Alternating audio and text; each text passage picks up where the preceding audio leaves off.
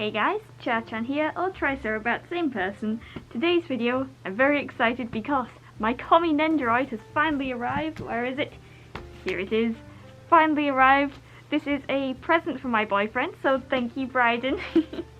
I've been waiting for this for months. It's finally here, so let's start unboxing. I forgot to say, you will notice the short nail. I broke it while bowling. It'll be back soon. But there's the short nail. Alright, so not really the best camera angle here. As you may have seen, I ordered this, or Bryden ordered this from Dekai Anime. I was going to pre-order it, but I was being responsive. I was like, well, I don't really want to spend £40 on an Nendoroid right now. And this was a few months ago. And Bryden was like, well, I'll buy it for you. Because he likes the Komi manga anime as well. Oh, there's a sticker in here. Oh, it's the Dekai Anime mascot. I'll put that on my sketchbook. I haven't got stickers before. I think this is new or something. Anyway, so there's that.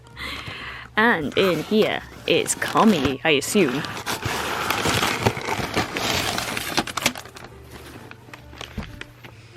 Here she is.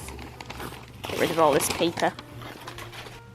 The Komi Nendoroid. This was about £40 on pre-order, so it wasn't too bad for a Nendoroid nowadays.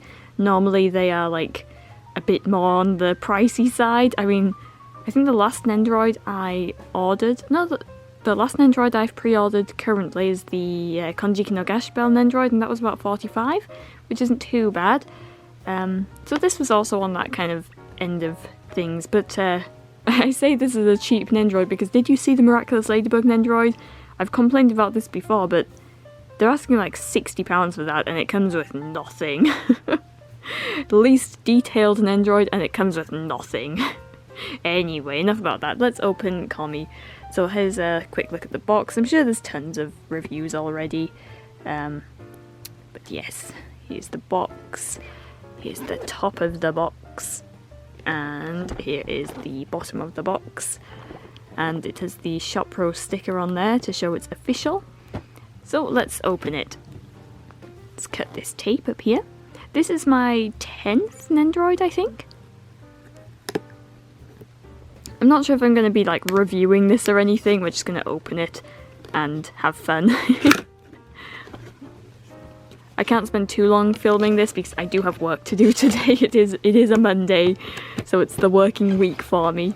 Anyway, so here is the Komi Nendoroid out of her box. So inside the box we have the pink paper cardboard, insert thing, and of course the instructions, which I'm not going to use for now. Alright. There's no tape on this blister box, so I should be able to just pop this off. Should. I always do really badly at this. There we go. So Komi comes with 3 faceplates, which is pretty good considering most Nendoroids nowadays. 3 faceplates, a little notepad with what does it say? It says arigatou gozaimasu, and I think on the other side it says gomen, or gomenasai. Let's take Komi out first. I really want to get a look at her.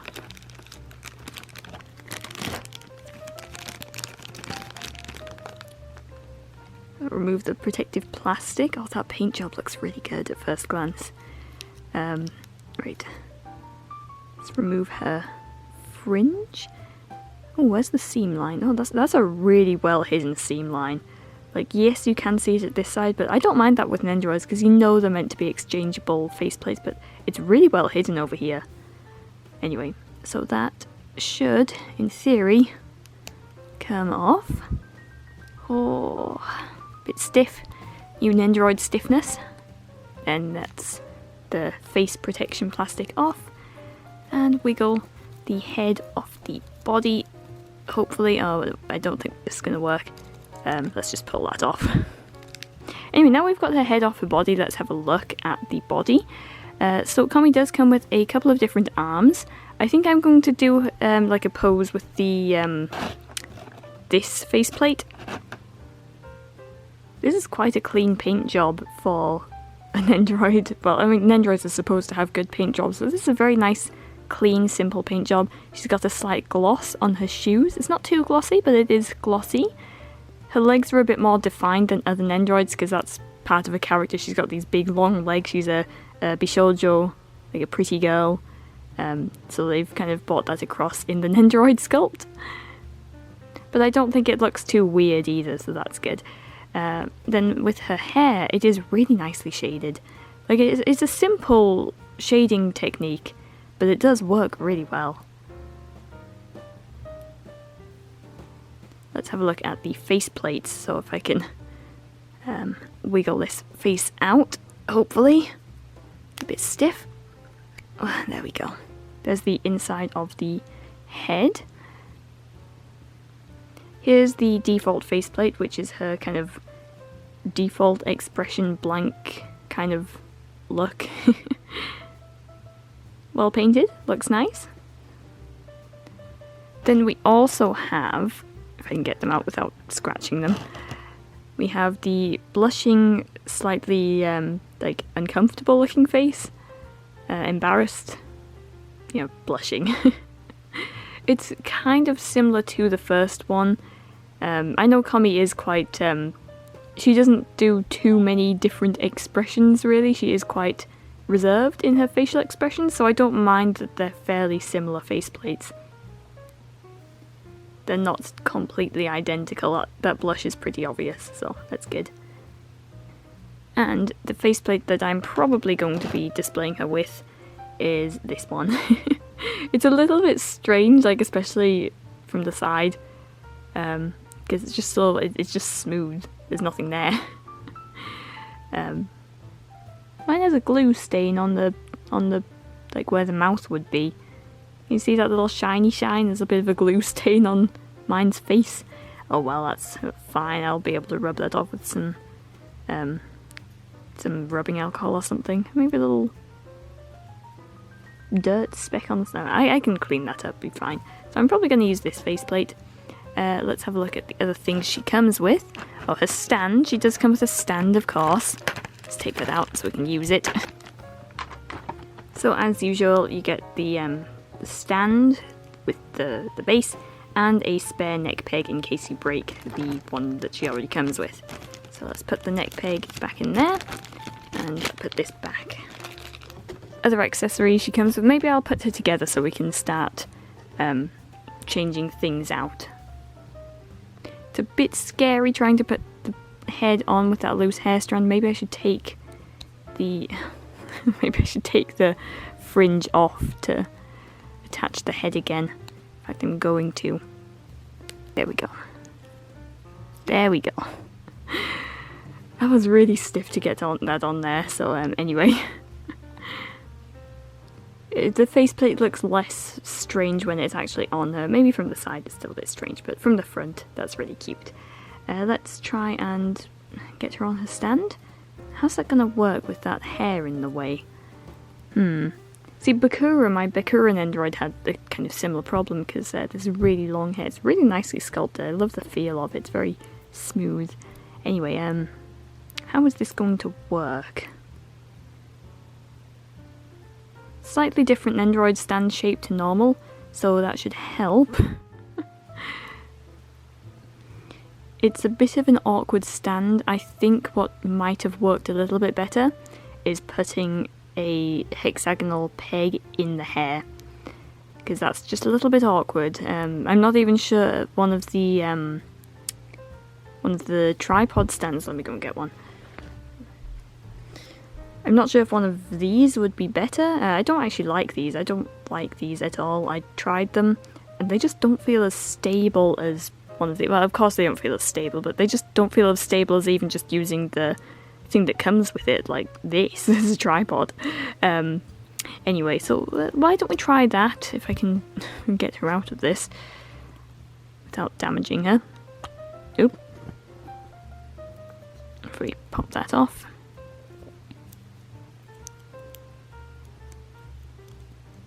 See, these extend as a this bit comes out, so that makes things easier.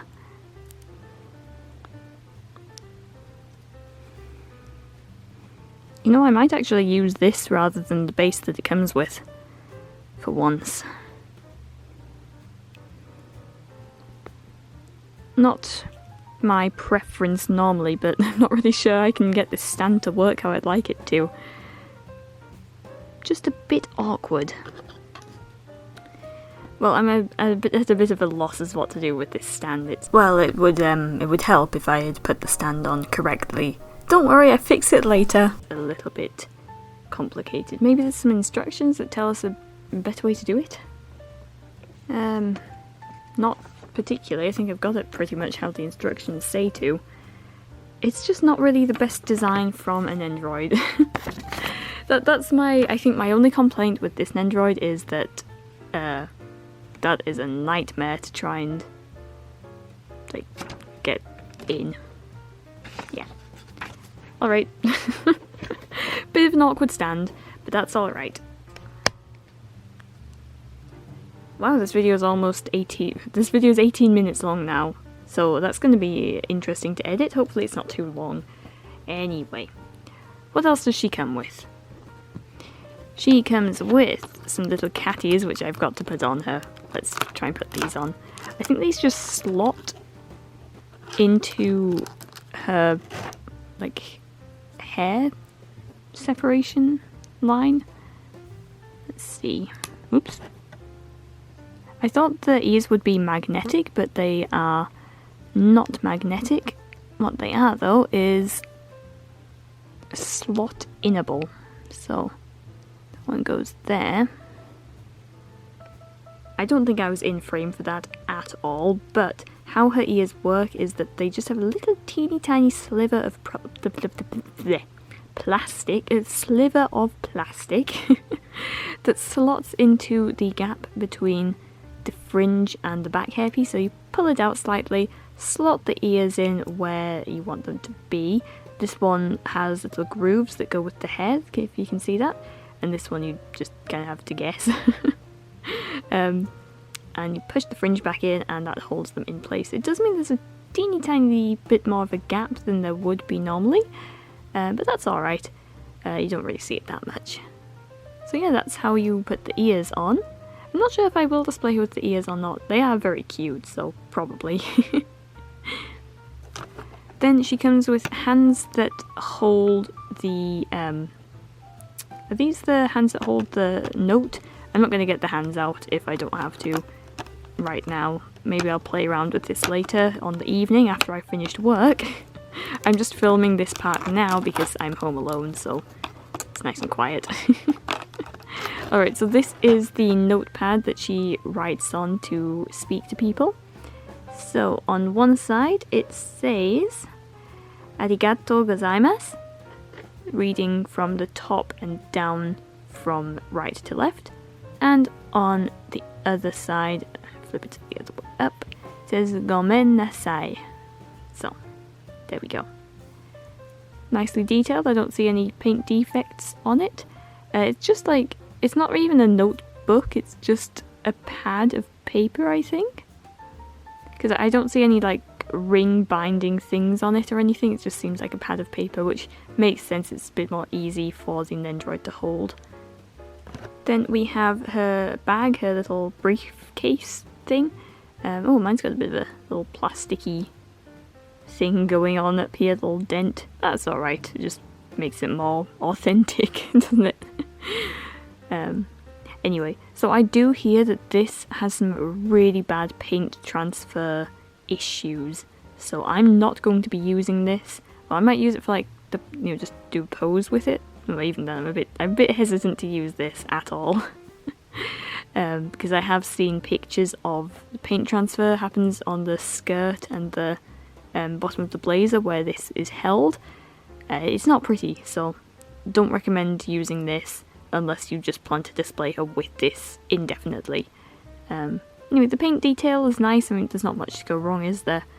I mean, you've got 3 little silver bits on it.